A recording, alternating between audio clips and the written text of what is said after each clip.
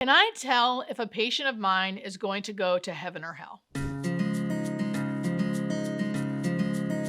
No, absolutely not. I just saw the most insane video that says hospice nurses can smell if someone's going to go to heaven or hell. We are going to go through this video. I'm going to explain what this woman is talking about first off and debunk what this woman is saying. I feel so passionate about this because I actually saw other hospice nurses in this video's comments claiming this video was true. This video was accurate. I'm just speechless. We gotta go. We gotta get into this. And to be clear, this video is not about does heaven or hell exist. That's not my wheelhouse, okay? The intention of this video is to debunk what this woman is saying. Because although she's not a medical professional, she is claiming that medical professionals can actually smell the difference between someone going to hell and going to heaven. And we are going to debunk this, okay? We're going to talk about this. And then there's actual medical professionals in the comments saying the same thing. So let's go. Let's roll this footage here. So a lot of people assume that places like heaven or hell are just made up concepts. But have you spoken to hospice nurses? Like, have you spoken to a lot of them, or have you seen interviews of hospice nurses talking about death aromas and then also the different type of aroma that comes when they watch a patient transition and their reactions? So we've spoken of the death aroma on this page. Essentially, you're watching someone transition, whether it is a patient and you're a hospice nurse, or it's a loved one and you're watching them pass. There's a certain aroma that smells sweet, that smells floral, that even has emotions attached to it, like love, joy, relief. Okay. Let's just start there. We're going to keep going into this video. The death aroma, the different aromas, okay? Death can sometimes have an aroma. Is it because the person is going to heaven or hell? Absolutely not. And for someone to say such a thing is completely biologically inaccurate. Any kind of smell that you have coming from someone who is dying is usually a few different things. One, certain cancers can smell. Okay, she goes into the video a little bit later talking about a floral nice smell, and that means they're going to heaven. Girl, a floral nice smell means that they have a certain type of cancer that makes their breath smell like that. There are certain cancers that actually make this like citrusy kind of smell. Okay, so one, that's likely what someone is literally smelling. Two, this bad smell that people think death smells like can be many, many things. One, it could be literal like bowel movement, right? Certain types of bowel movements, particularly at the end of life, if you have certain infections and things like that, can smell bad, smell a certain way. GI bleeds can smell bad. Concentrated urine can smell. People who are contracted, which many people at the end of life are contracted because they've had a long-standing disease where they haven't really been moving much. So it almost smells like a mildew, like a musty smell. This is kind of what she was describing as the bad smell, meaning someone might be going to hell because they have this bad scent. No. No. One, it's likely literal like musty mildew because they are contracted and they probably don't have the best hygiene. Two, your body can put out something called neurobreath, and that usually happens if there's some kind of neurological involvement. You don't smell it all the time, but it is something you can smell, and neurobreath literally smells like dirty fish water. For medical professionals, I cannot stress this enough, for medical professionals to take that and then say it's because the person's going to heaven or hell is just absolutely ludicrous. There are actual reasons why certain people at the end of life can smell certain ways, good or bad. I truly don't think death has a smell, but there are people that say they feel like people can kind of smell death. I do think wounds too can also have an odor, and you know, our skin is an organ, and at the end of life, our skin starts breaking down. So it's very easy for people to get wounds, which can then smell. So there's just so many reasons why someone can smell good or bad, and to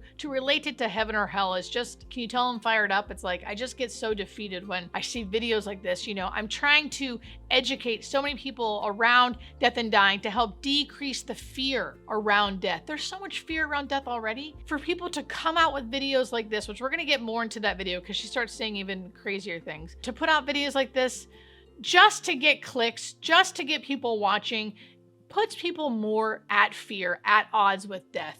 And it's just not fair and it's not great. And then to have other healthcare workers also chime in and go, oh, yes, I believe this too. This is 100% true. No. We're debunking this today. Okay, let's get into the rest of the video. Of the death aroma on this page. Essentially, you are watching someone transition, whether it is a patient and you're a hospice nurse, or it's a loved one and you're watching them pass. There's a certain aroma that smells sweet, that smells floral, that even has emotions attached to it, like love, joy, relief, when someone is transitioning and they actually smile. It's known as a death aroma. And normally that is associated with them transitioning into the happier place. But there is another smell that is not talked about enough. That is the smell of sulfur, rotten eggs, or just a foul odor that comes out of no. Okay, hold on. I know we just talked about this, but the smell of sulfur, rotten eggs, this can come from so many different things. 1, disease. 2, hygiene. 3, neurobreath. There are so many things that can make that smell. She's going to claim now they're going to the bad place. That is biologically incorrect. And it really, truly is not dignifying to the person dying. Of nowhere when you see someone transitioning. And all of a sudden the smile that they had turns into fear, turns into horror. Those smells are actually attached to demons. And people with the gift.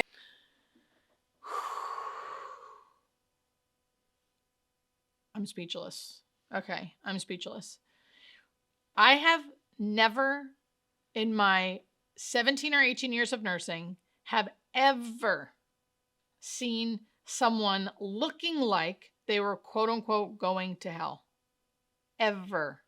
And if I've ever seen anyone, if anything, I've seen the opposite of, like, by the time they're taking that last breath, they look relaxed. The gift of clairsalience have the ability to smell that normally in their day-to-day life. But hospice nurses are different because they smell that in patients. And especially because so many people who go into those fields are natural healers tapped into their gifts. They're a little. Let me tell you something, okay? I don't actually claim to have clairaudience or clairsentience or clair anything, any of the clairs that she's talking about, right? Someone who has special gifts. I don't actually claim to have those things, but I do somewhat believe in them, right? And I think I do. I would say I do have a sense of, I can read the room pretty well, right?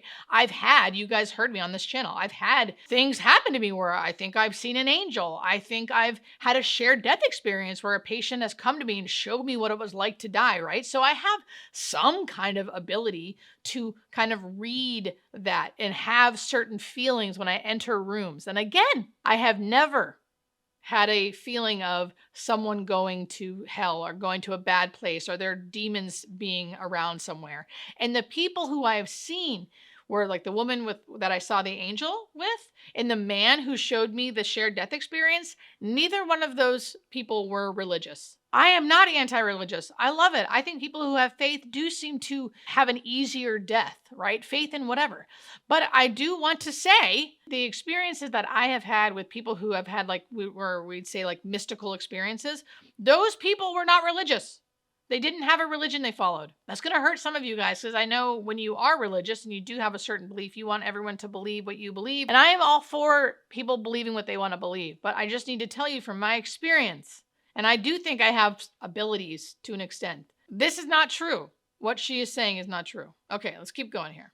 They're a little bit psychic, so they're able to sense that on their patients that are transitioning. And the more that people investigate NDEs, meaning you watch the interviews, you talk to the actual people who have transitioned and come back, not all of them go to a happy place.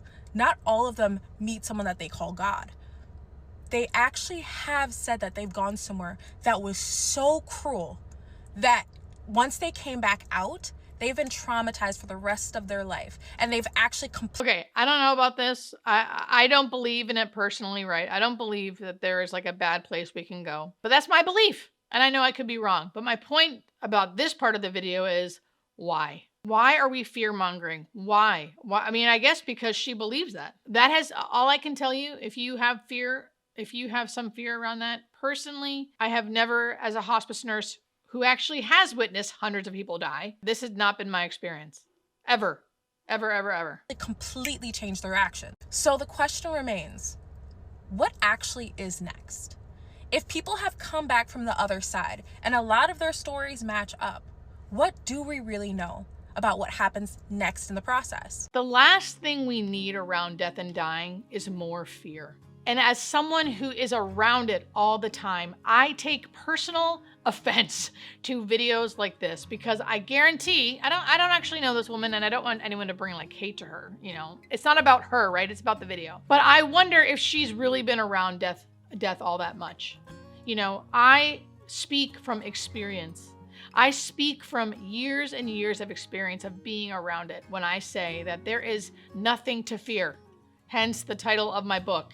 And in fact, really, I say there's nothing to fear, but it's also normal to fear. It's also normal to fear. And how do we help that? Education, learning about death and dying, learning from experiences, knowing what death and dying looks like, knowing what it means when someone has a bad odor versus a good odor, knowing that has no indication of whether or not they're going to hell or heaven or not. There are real biological reasons someone may smell sweet and someone may not. There are real biological symptoms of a disease that can make someone die more peacefully or not. I can tell you, someone with end-stage kidney disease who is just slowly dying from kidney disease is going to have a very, very peaceful death, more than likely. But someone who has a glioblastoma, who has a bunch of brain tumors in their head, may have a more difficult time. And again, not to scare you, but that's disease related. That's disease related because there's a bunch of tumors in someone's brain. They're usually young. They're usually like fighting existentially not to die, right? Plus the brain controls a lot of things. And when it's not functioning right, you have a harder time dying. Maybe you're more agitated. Maybe you're yelling. Now, granted, the whole point of hospice being there is to help sedate someone enough that that's not happening. But to say that might indicate that they're going to hell, can you tell that I'm, it's just so, it makes me so angry. It makes me so angry to have someone who is not in the healthcare system say something so outrageous and to fear-monger so many people. That video has millions of views. And then to have people who are in the healthcare system in her comments saying that this is truth.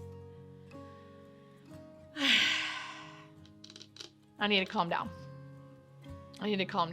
My shoulders are all tight. Please don't listen to things like this. Please don't share videos like that. Even if it's something that you may believe, please find it in your heart not to share that with people and to fear-monger and to make people fear something that's already so feared.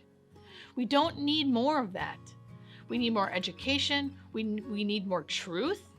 And the truth is what I'm saying to you. The truth is there are biological reasons for people to smell differently, to have different types of death. There is usually biological reasons and sometimes emotional reasons. Sometimes people do have unwritten things, existential issues, guilt that they're dealing with. That is true.